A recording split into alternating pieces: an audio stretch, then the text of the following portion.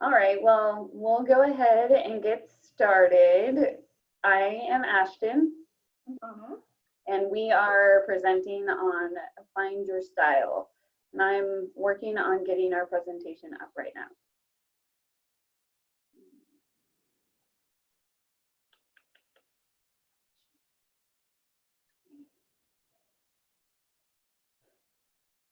Okay, and can everybody see it? Presentation? Yes, we can see it. Yep. Cool. Next. Okay, so who are we?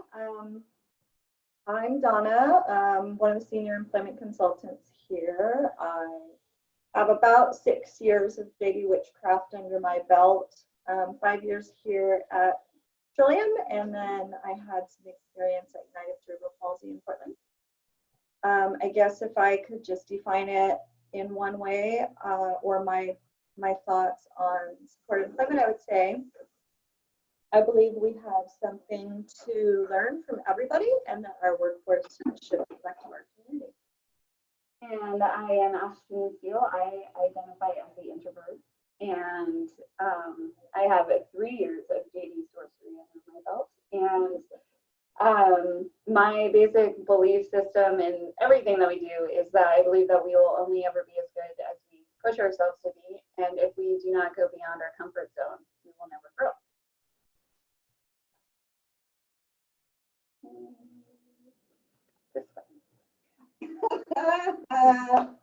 We found this guy and we just loved him because he's just so thoughtful.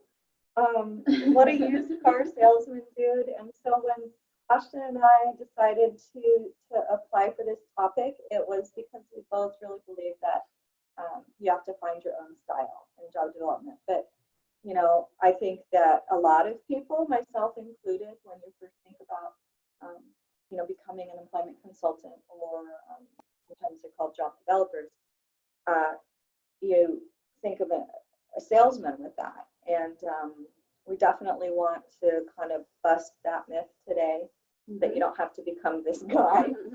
Like him. Yeah. And yeah, so today we're going to talk about we're going to cover a few talking points for things that we think that are worth personally examining in job development, and in hopes that we can all walk away with better tools of finding our style to help us become both successful and authentic. Guys, can you click record on the bottom of your screen? It's a little red button. I did push record. Oh, okay. Then you're already recording and I'm just being annoying. Thank you. You're not being, I was like, is there something that I'm not seeing? I didn't see the red button. I see it now. I'm sorry. Okay. It's okay. Thank you. Okay. Well, you might hear quite a bit about introverts versus extroverts too today in the presentation, because we're kind of using those two as a basis for a lot of people. Typically will identify as one or the other, or somewhere in the middle. And I think that both Ashton and I definitely identify, she's the introvert, I'm the extrovert, but we both have some Overlapping qualities. Exactly. So that's something to keep in mind too, as we talk a lot about introverts versus extroverts, what that looks like, how you can identify, and how you don't have to identify with either one. Yeah, and we don't have this inserted into our presentation, but I just wanted to name off a few famous extroverts. So based on Google, some of the top famous extroverts are Bill Clinton, Margaret Thatcher, Steve Jobs, Muhammad Ali, and George W. Bush. And I think there's way better you could have found, but we were on short notice because we've had a lot of jobs. And some famous introverts are J.K. Rowling, the author of Harry Potter, Bill Gates, Albert Einstein, and Warren Buffett.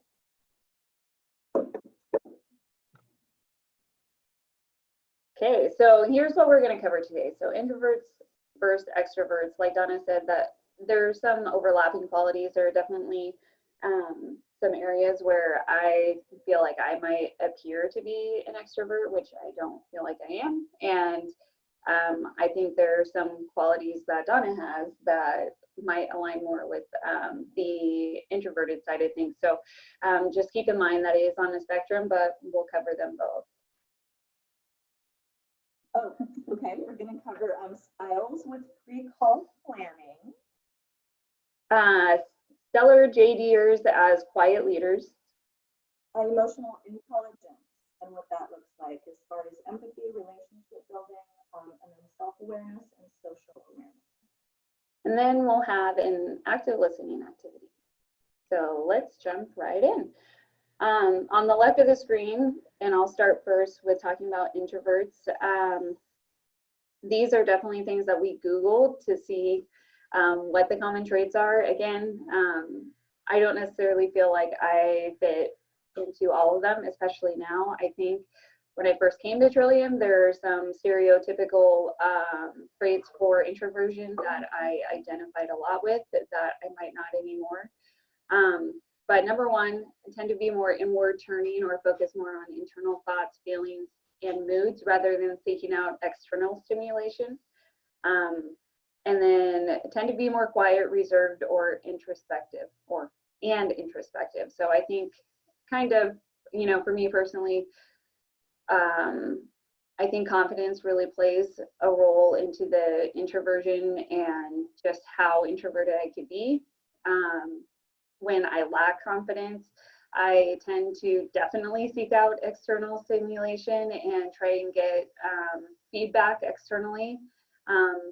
And when I do lack confidence, I am way more quiet, way more reserved and introspective, whereas if I'm in a confident situation, I am comfortable, but I can definitely not be quiet. And then below, there's a nice little chart. This is from the Myers-Briggs, and it kind of gives a map of what something could look like for an introvert. So inward thinking, if you think of this line to the right, it's the outer world, to the left, it's the inner world. A lot of what I go on is how I feel, and I would say that is 100% accurate for who I am. So extroverts, these points did come from Google. Some of them I think I identify with and some I don't. But your typical extrovert on paper tends to be outgoing and enjoys meeting new people. Tend to communicate by talking and like to talk about thoughts and feelings. Tend to act first without thinking. I might or might not be in that category. Enjoys group work, feels isolated by too much time spent alone, and looks to others and outside sources for ideas and inspiration. One thing I can say for myself is that that number 5, feeling isolated by too much time spent alone, is definitely not me. I tend to get, I just describe it as I get full real easily. Not really easily, but after a period of time, I enjoy it. I love being out. I love talking to new people. Like if I have to go to a networking event, I really, really enjoy my entire time there. And then the minute that I'm done with it, I have to go and take some time for myself to just kind of decompress and, process thoughts and things like that. So I definitely do not identify with number 5. I really enjoy being alone. Yeah, I think explaining it as full is really good because I think introverts and extroverts definitely have their cups when it comes to social interactions. And I think maybe stereotypically extroverts have a larger cup when it comes to social interactions, and introverts have a smaller cup, whatever size that might be. So we tend to get full a little bit faster. I know I get full faster than you. Definitely. So just kind of opening this up and into, if you want to put it into the chat or chime in, is how many different JD styles or strategies are there within Trillium? And we gave some examples at the bottom, networking through the chamber, reading business sections and the newspapers. What are different styles and strategies that you can use for JD? So you can do a mental brainstorm, got it down, but just take a couple minutes to think about it. And then we'd love to hear what everybody's ideas are about the variety of JD styles and strategies there are. And while you guys are doing that, I just got a text that it's very difficult to hear me. I don't know if it's me or if it's both of us, but do you guys have any feedback about that? Can you hear me now?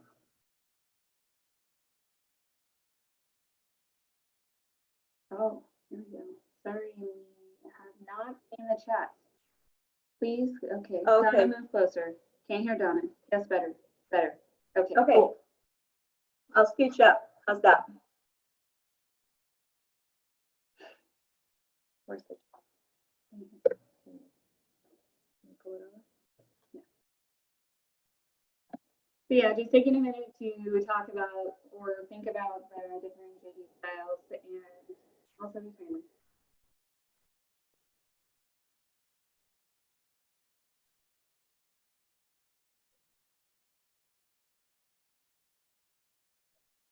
Mission.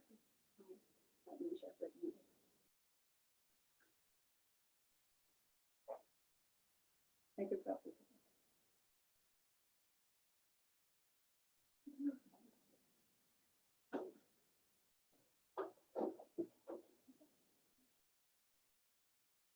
How come it's not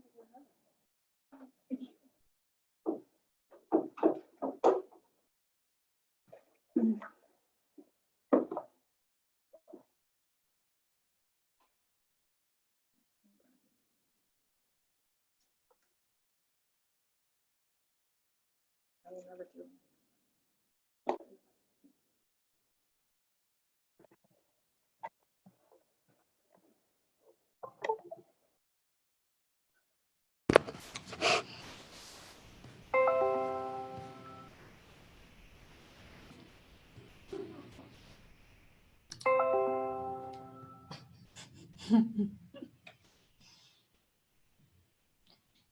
All right, it's been about a minute. Can you guys hear us? We switched microphones real quick. Want to verify. You sound great now. Wonderful. Yay. So yeah, if anybody wants to chime in or chat in, we've got the group chat up now. What are the different JD styles or strategies that you could think of?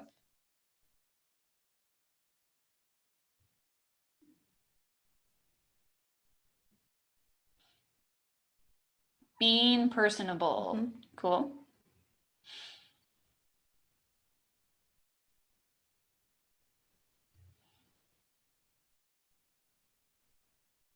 Anybody else? Networking. Networking is great. Yep. Lots of follow-up. Yep. Attack days that focus on people or categories.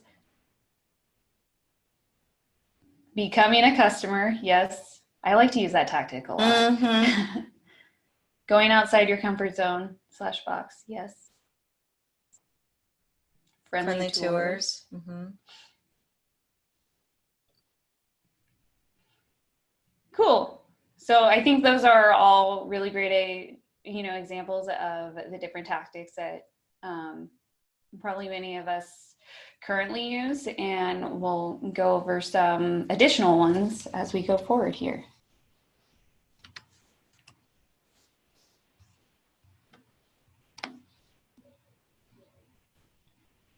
Okay.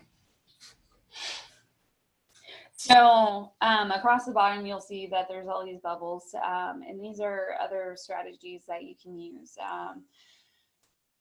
And I'll touch on some of these when I go through my list, but just to call them out real quick, from left to right, there's doing like cold emails, there's doing cold calls, there's walking in, there's using Facebook or other social media.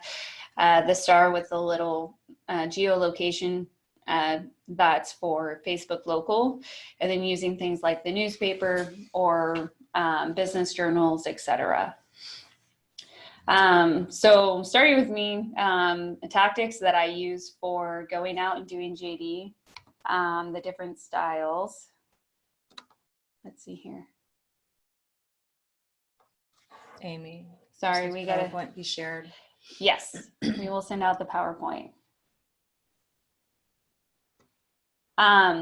Is that I have to check myself before I go out. Like on the previous slide where it showed the bubbles, and feeling is a really big one for me. I have to be in the right feeling, not necessarily even the right state of mind, but I have to feel into it. Go ahead. Oh, we're going to go back and forth. forth. Let's go back and forth. Okay. And I think probably the number one thing for me is that I just kind of practice a very free flowing form of JD. And I guess how I would describe that is I guess I don't check myself as much, you know, and I have, I definitely am more fly by the seat of my pants. I'll just, you know, I'll be driving down the road and see somewhere interesting and I'll stop and go in. Or I tend to not, I do some planning, but I also know for myself, if I overplan, then I'll get anxiety. And so I'll kind of have a general idea of what it is I want to do. And then I try not to think about it and I just go do it. Another thing that I do for strategizing is to determine who I have in mind to do an assessment or JD for. I have a really difficult time. I feel like that's a starting point for me, whether I walk into a business, do an email, a business Google search is, I have this client that I know has all these skill sets. Where can I find an industry that will play into those skill sets? Or I have this client that I need to do an assessment on and I have no idea how they'll do in a noisy environment, in an industrial type environment, in a quiet office setting, etc., and really target those industries. I definitely will research a company. So for instance, I do use Craigslist or Indeed pretty often, but not necessarily to apply for an open position. I'll look to see who's hiring and find out what they're hiring for, kind of what's going on in the industry. And then I'll research the company via the website, Yelp, or other review sites, just to kind of, you know, if you look at a company and they have terrible Yelp reviews because everybody there is just mean and, you know, not they don't have a good product or something along that lines, then, you know, I would have to research even more to find out if I felt like that would be a good fit for one of our customers. Mm-hmm. I have Facebook and other media stalking. So along the lines of Yelp, I've actually used Yelp as kind of a what holes does this business have to fill kind of thing. Mm-hmm. So for example, there was a restaurant that was really close in proximity to one of my clients, and a lot of the reviews said that they stood there and waited for like 20 or 30 minutes before they were seated. And it's like, oh, great. So you need someone that can step in and say, hi, welcome to the steakhouse. There will be a waiter with you in just a moment. While you're waiting, can I get you some water? You know, whatever. I've used it in that regard. I really like to use Facebook Messenger in contacting businesses. I don't do it all the time, but I've had some really successful interactions come out of it, especially with some smaller businesses. It gives you, it tells you when somebody's read things rather than attaching a read receipt. So I think it, for businesses that really care about their customer base, it really holds them accountable to getting back to you. So that might be more towards the car salesman side of things, but I've found some really great businesses by going that route. Mm-hmm. I also, my number 3 was social media stalking. I think that you can find out a lot about a company or a person's business. That way you kind of get an idea of who they associate with, and then it gives you an instant connection when you do contact them to say, I saw you here. I noticed that, we both follow the same people, kind of thing. It gives you that opportunity to make a connection, to make a little bit more of a personal connection. I use the Vancouver Chamber website a lot for searching out various businesses. It becomes really helpful, especially when I'm looking for something that is very industry focused, because they split it all up into industries.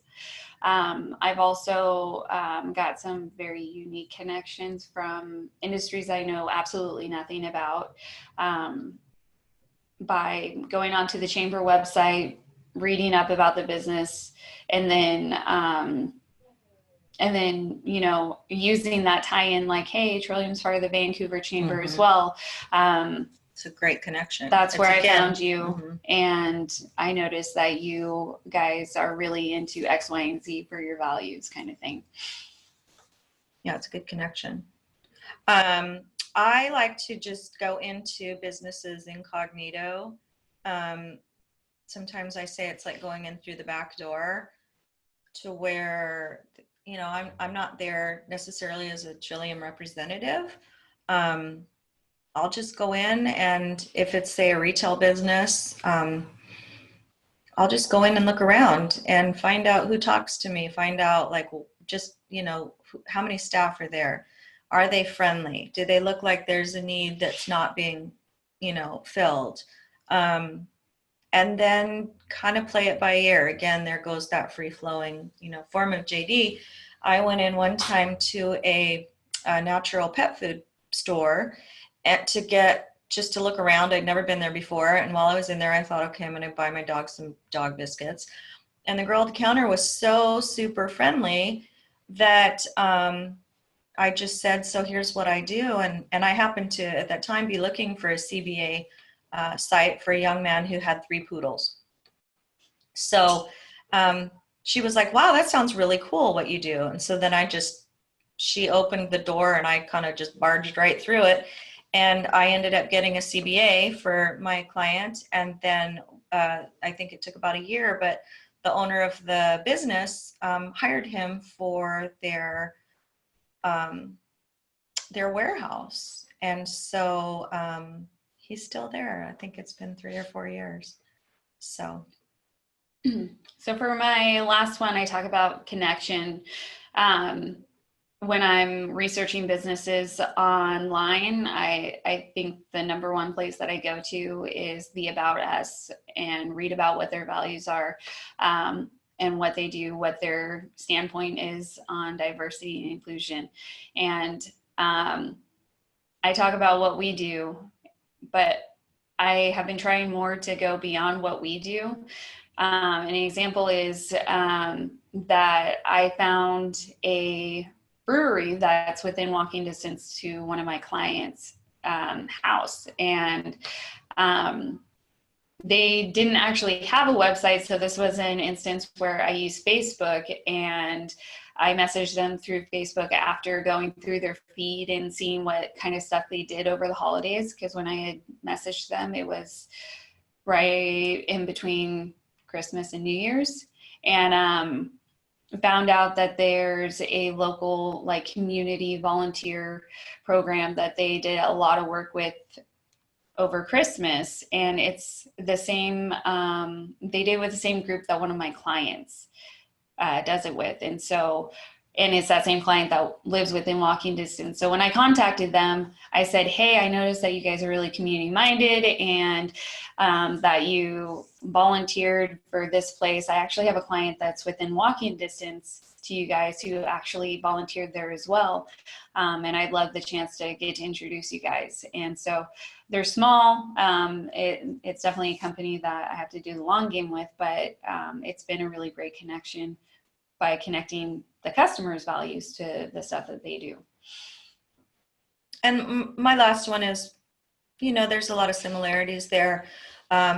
in finding out who the audience is for the business. So basically, who are they really targeting their audience to? And kind of go in from that angle. You know, if their audience is the 18 to 24-year-olds, and I happen to have somebody who's in that age bracket, who's looking for work, you know, I can use that as a connection as well. Or if they're very community minded, as Ashton said, or their mission or their values line up with, you know, ours, then that's a great way to reach out and say, hey, we have the same mission, the same values. Moving on. Is there any questions so far or any thoughts?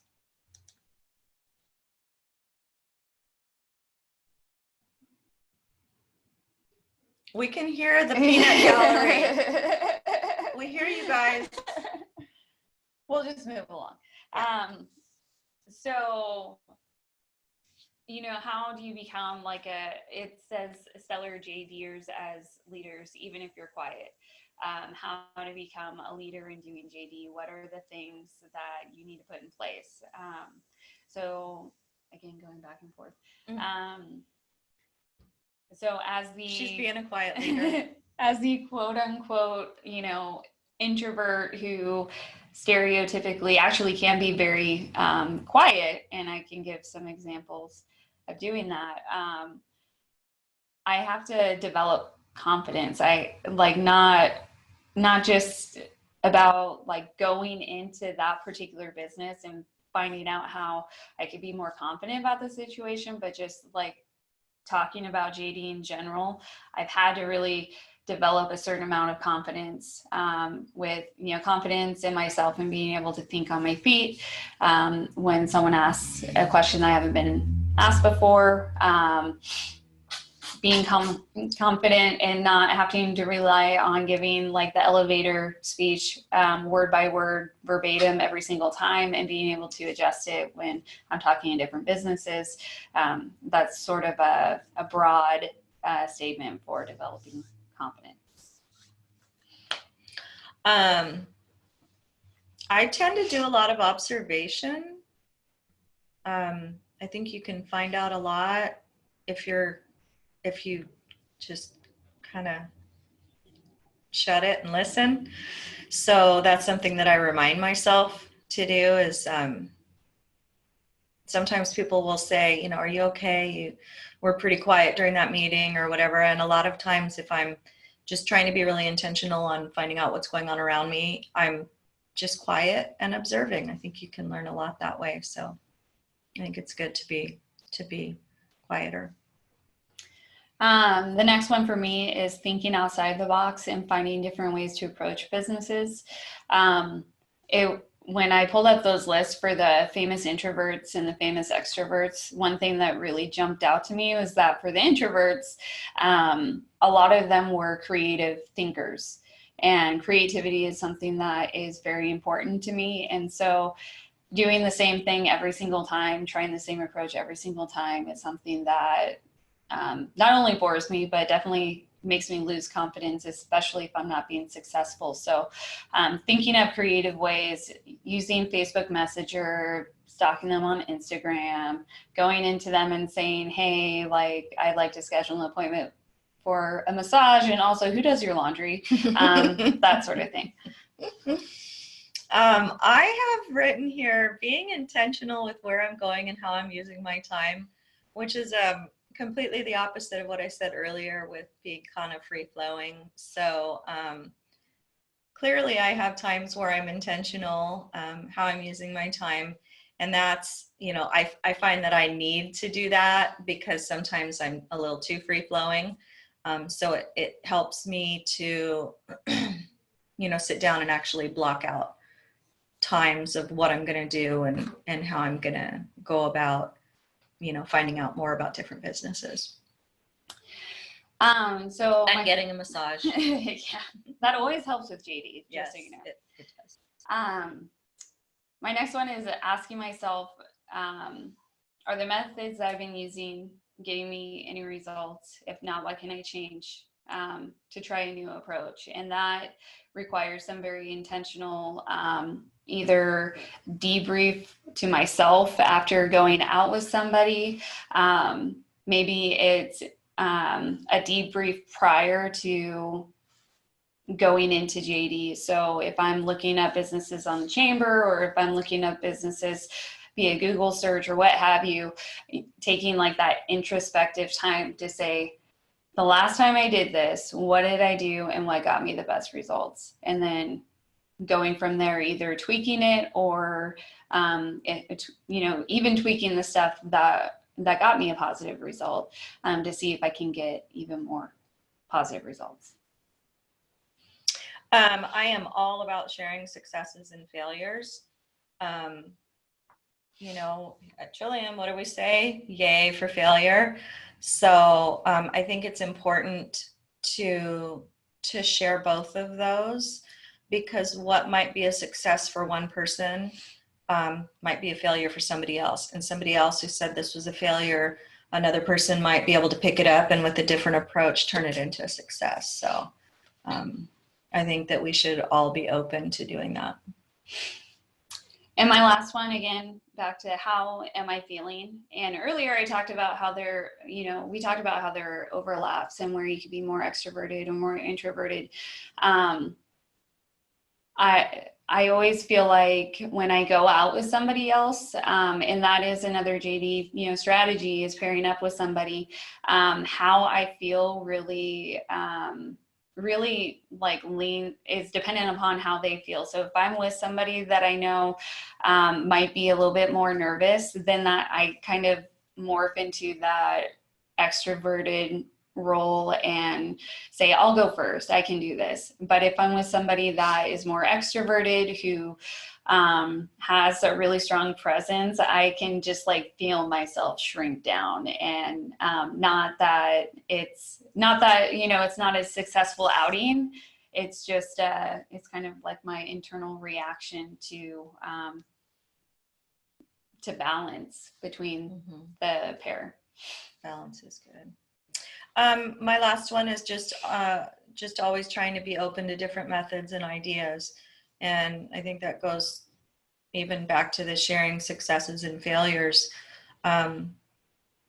Stuff's not always going to work, and sometimes it might, and sometimes it might not. And I think everybody is always developing new methods and ideas and things that are working. And I always appreciate it when people will share that.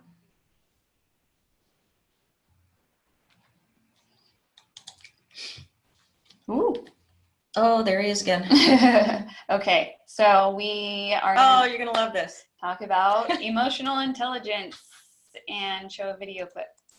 If you can get it to work. There it is.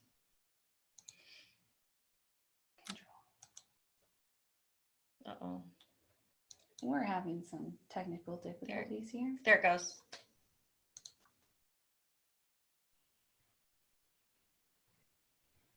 Maybe. Maybe. There we go. Maybe.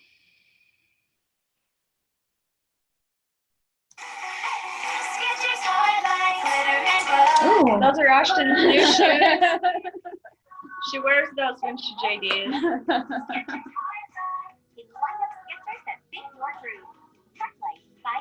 Oh my goodness. My rocket! Wait, Randy and I were still using that rocket. It still has some strong power left. Hold your brand new lights to play.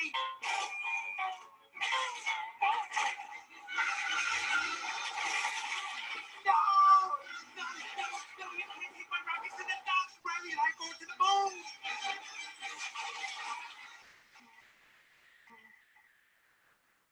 Randy can't be done with me.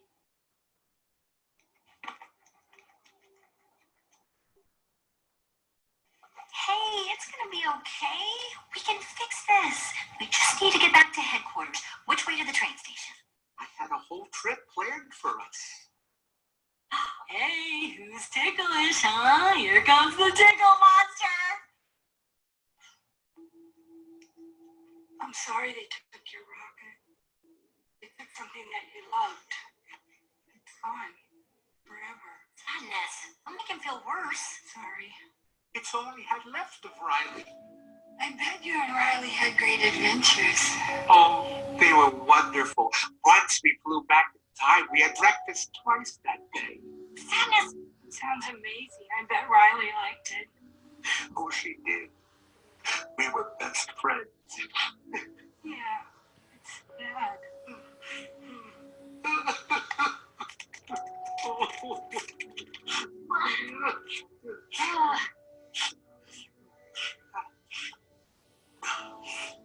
I'm okay now.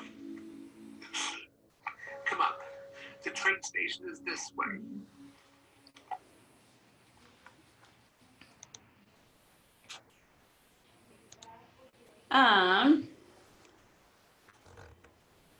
So before, I mean, if anybody wants to chime in, like, how do you think that pertains to JD? I mean, I know it's a really cute video and movie, Inside Out, but how do you think that clip might actually pertain to JD?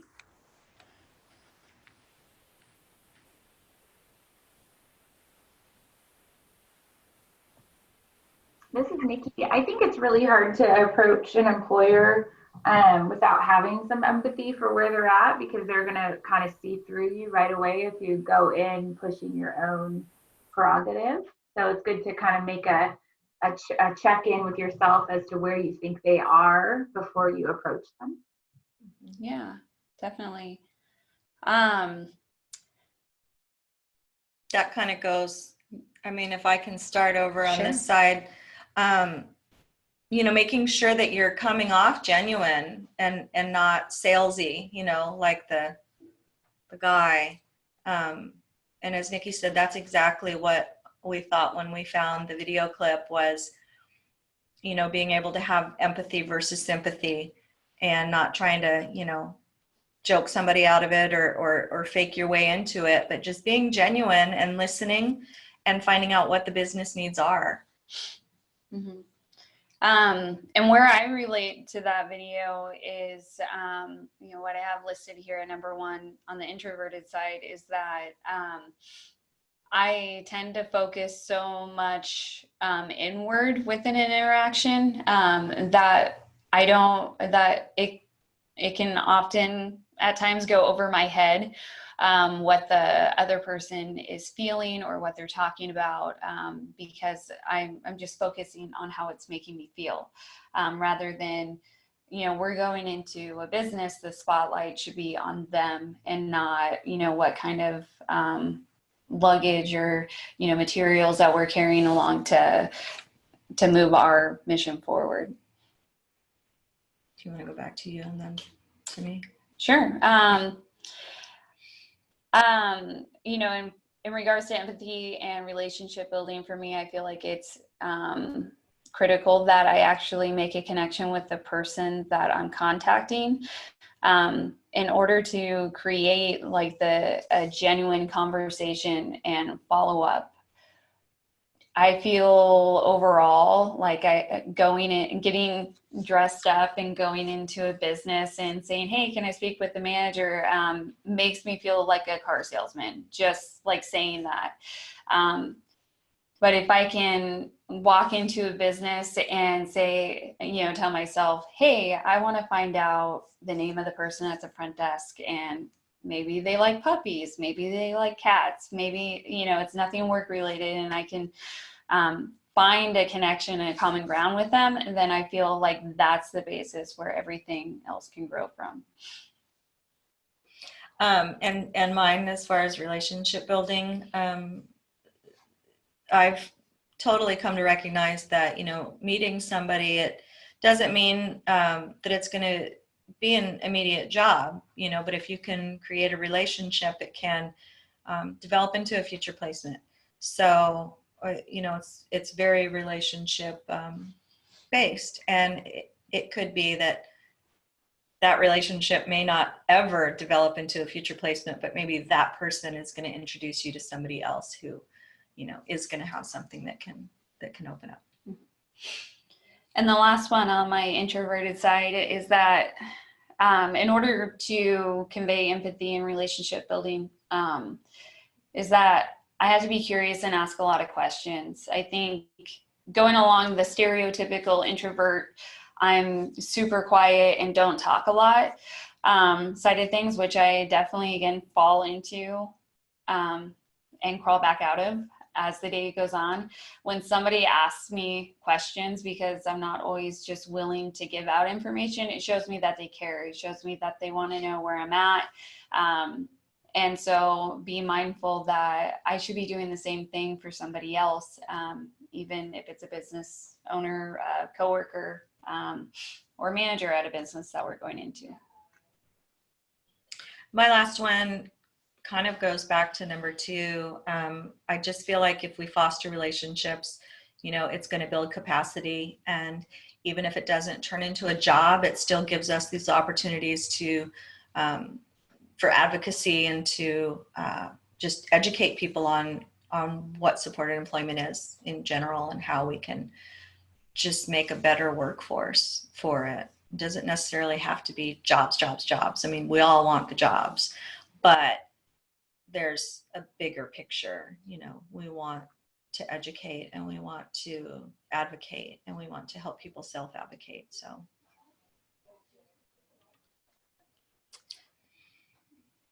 Rania?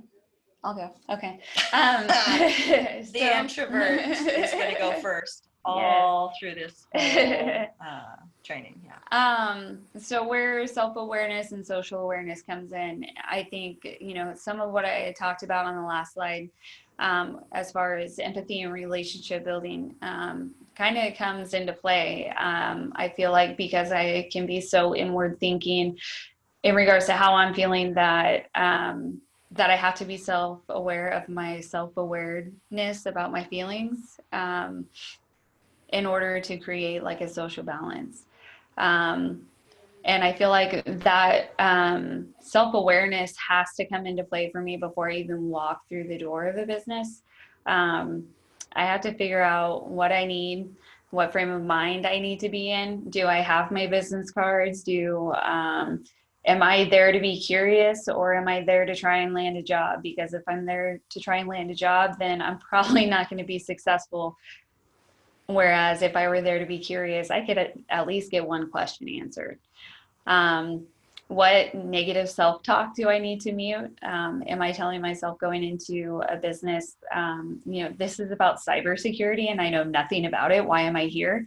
Then I'm not going to be as successful as, you know, again, if I go in and just say, what is cybersecurity and how do you do it? Or, you know, maybe not that big of a question. And then what do I need to do to feel pumped? Do I need to listen to music before I go in? Do I need to stand in a power pose for a minute and a half or 10 minutes? Do I need to call somebody and tell them how nervous I'm feeling? Do I need to go for a walk? Whatever puts me into the more like elevated endorphin rush kind of feeling rather than a stressed out anxiety kind of feeling. That's something that I got to do before I even walk through the door. And I can't do any of that. This goes back to what I had said earlier. I cannot, and this is just me. I don't know if this is an extrovert thing or just something that is within myself, but I can't over plan. I mean, I definitely plan, but I can't over plan. If I do, then again, it'll create anxiety for me. And then I find that it feels very stilted and very kind of phony for myself.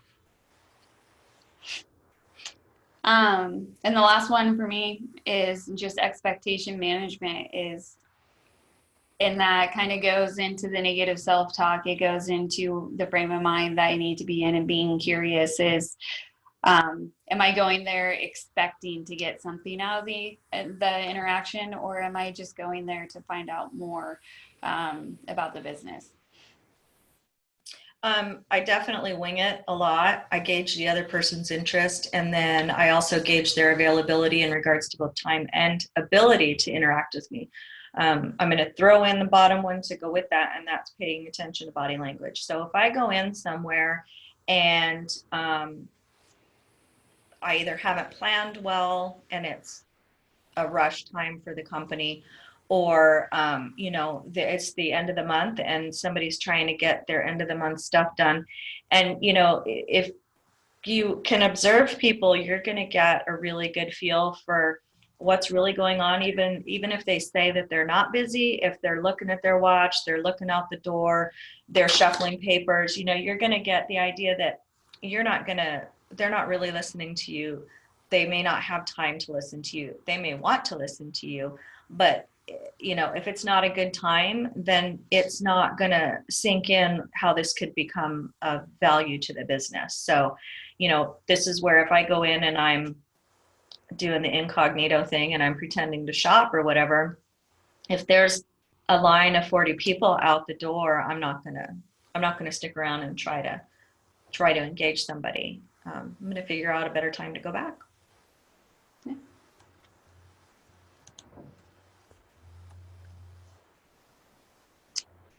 All right, so we have another wonderful video here that will lead into active listening. Hopefully. I say Ashton's the tech person and I'm thankful for her. But that also means when she messes up, then. Oh, there it went. There's our best friend. Okay. Come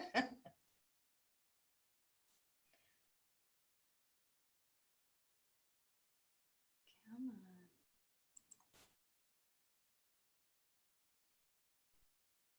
Here we go. Maybe.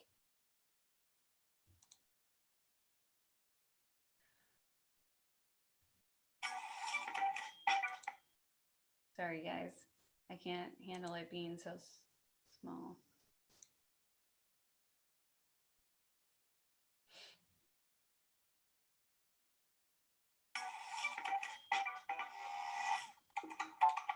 Hey, Murph. Hey, Ronathan. I heard you're having trouble with your computer. Yeah, thanks for coming down. Okay, so what seems to be the problem? So every time I try to get online, it's asking me for an admin password, but it shouldn't need a password to get onto the internet. Sure. I should already have admin privileges on this computer. Okay, yeah, that makes sense. Did you get all that? Yeah, totally. So you need admin privileges? No. Yeah. I already have admin privileges. Okay. I just need to get on the internet. Okay, I shouldn't need admin privileges. Yeah, got it. I feel like you're not actually listening to me. Yeah, sure. Are you actually not listening to me, or are you saying that you? Okay, sure. That it seems that way. That makes sense. Okay, you need to stop that. Okay, doing what? You need to stop checking. Okay, so much saying yeah. You need to stop saying yeah. What do you mean? It seems like you're not listening, and then you're just focusing on saying yeah, got it, and everything. Like you took some kind of active listening class, but you're not actually paying attention. Totally. Yeah, no, I don't think so. Then why did you disagree with me a million times while I said it? Okay, okay. Yeah, I'm just showing you that I'm listening to you. So you have a problem with your dog, is what I'm hearing? No, you're clearly not listening to me. Just shut up. Shut up. Okay, shut up. Sure. Shut up. Sure. Shut up. Yeah, shut up. Okay, shut up. Okay, sure. Shut up! Don't talk. Shut up for a second. Sure. Totally. Okay. If you're actually listening to me, why don't you tell me what I just said? Sure. You said that when you try to get online, it keeps asking you for an admin password, which doesn't make any sense because you don't need that to get online, and you should be listed as an admin on this computer anyway. You asked if I was listening. I verified that you had admin privileges. Then you spend the next 2 minutes scrutinizing the way that I listen to you and my concern for your pets. Then you asked me to recap the conversation, which is where we are right now. So you're gonna fix my computer? Sure, totally. Oh, I forgot about that. Sorry, late. Sorry for the F-bomb there. So how many of you have been in that position where you're not Ronathan, but the person that someone wasn't listening to? So again, just another minute. Either reflect or talk about with your group any time that you felt that way and felt like somebody wasn't listening to you or active listening. I can tell you that happens a lot when somebody's not listening. Yeah. No, go ahead. And then also talk about what advice you would offer that person in a polite way and not how that gentleman ended that conversation. Starting now. What were you saying?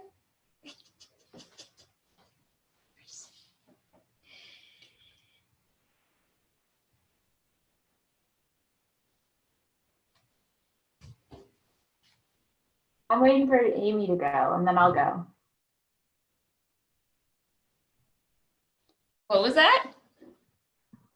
This is Nikki. I'm just waiting for Amy or Ashley to go before I go because I'm trying not to talk too much. Yes, we need folks to share. Please. And thank you. Jennifer and I were just down here talking about it's really easy to feel that way when you're I can hear myself upstairs. It's making me stressed out. I'm like losing it because I can hear myself repeating. Okay. That when you go places and like people are working, it's really easy to feel like you're just bothering them and that they aren't actually listening because they're still trying to like be productive and work, which I feel like affects JD a lot of the time. When you just walk in and then they're like, oh, well, like really, really short or whatever. And that's kind of also working with what Donna was saying and like gauging your audience and figuring out if there's time or not for that. Thank you. Anybody else?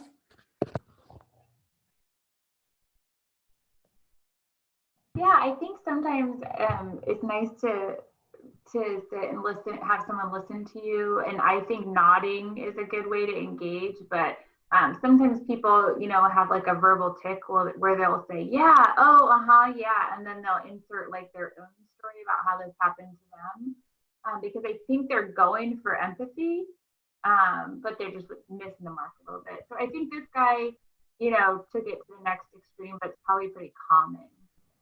Mm-hmm. Yeah, definitely.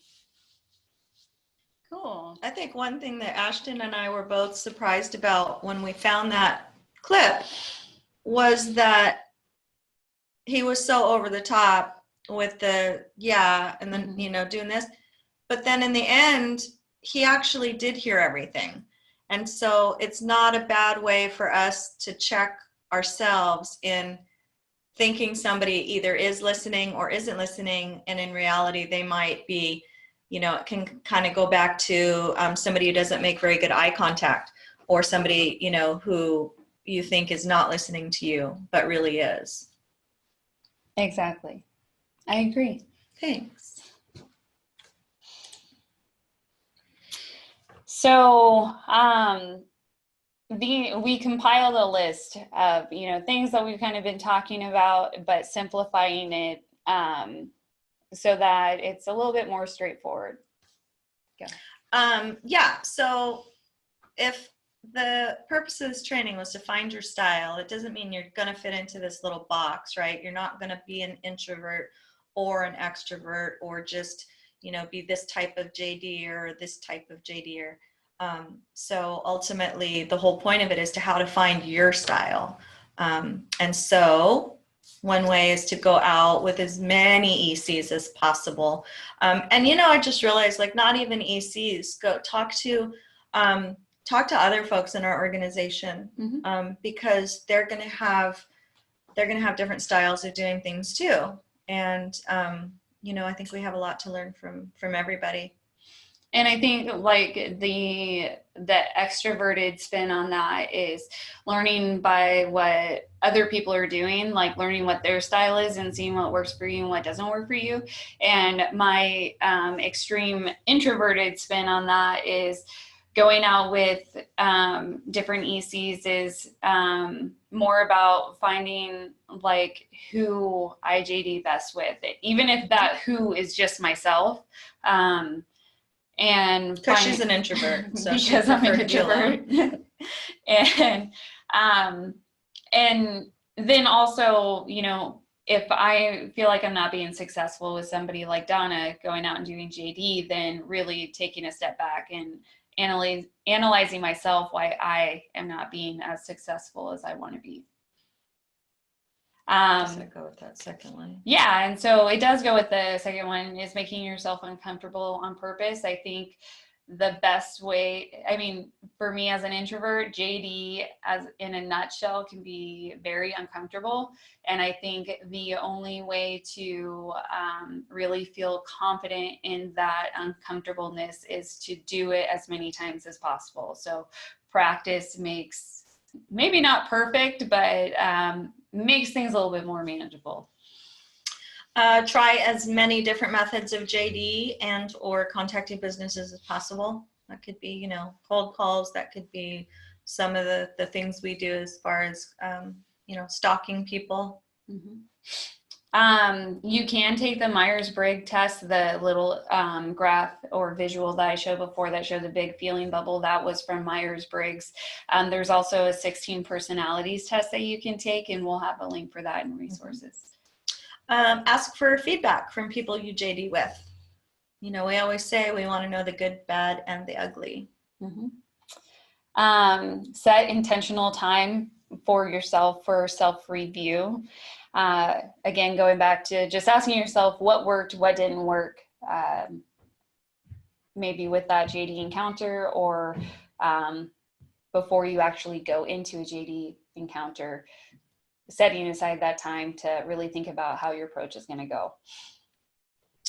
Try new things. And be yourself. And especially be yourself. Yeah, especially. So in closing, on the left, staying with the trend, we have the introverted stuff, which I feel 100% is that great things never came from comfort zones. So as an introvert, I feel like, again, JD can feel like being a sleazy salesperson, but it's not until you actually go out and do it that you learn your style and what makes you feel authentic, and you just have to get outside of your comfort zone. And on the other side, be a stork. Check that courage level. Although I'm not so sure it's just courage, and maybe there's a little bit of cockiness in there too, and thinking that things can't happen to you, but be a stork whenever you can. And then the resources that we have, the first one is, it's an article on emotional intelligence and has some great info. We have the 16 personalities test, as I mentioned. It's a fun little test that takes like 5 minutes, I think. It's a little longer than that. Oh. But it's really cool. It's really cool. I'm a protagonist. I found out that one. I don't remember what I was. She doesn't remember, but as a mitigator. That's what I was. And, you know, the best resources always come from your teammates. The end. The end. Any questions? Comments? Tomatoes to be thrown? No tomatoes. Well done, guys. Thank you. Have a good day, guys. Thanks for listening. Oh, I had the mic covered. You want to say? Oh. Have a good day, guys. Thanks for listening.